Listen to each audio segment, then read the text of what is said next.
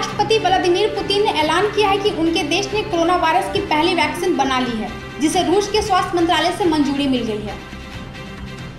PM Modi ने राज्यों से की टेस्टिंग बढ़ाने की अपील, बोले अपनाए 72 घंटे वाला फॉर्मूला। सुप्रीम कोर्ट ने अपने आदेश में कहा कि संशोधित हिंदू उत्तराधिकार अधिनियम में एक बेटी संपत्ति के बराबर की अधिकारी है। कांग्रेस के पूर्व अध्यक्ष राहुल गांधी ने कहा कि शहरों में मनरेगा और पूरे देश में न्याय लागू हो।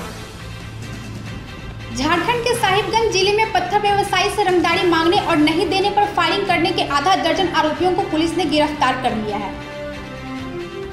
रांची में मॉर्निंग वॉक पर निकली युवती ने कुएं में कूदकर दी जान, डेंटल की थी छात्रा।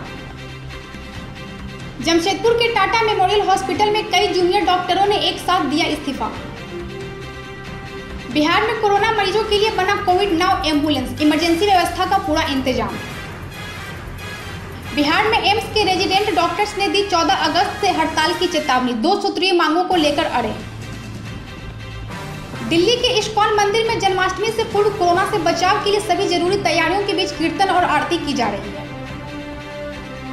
मध्य प्रदेश के सीएम शिवराज सिंह चौहान ने कहा, मेरी कोविड-19 की रिपोर्ट निगेटिव आई है, डॉक्टर्स की सलाह पर मैं कल तक आइसोलेशन में रहूंगा। राजस्थान के मुख्यमंत्री अशोक गहलोत की तरफ से निकम्मा कहे जाने पर सचिन पायलट ने कहा कि मैं आहत था लेकिन घूंट पीकर रह गया।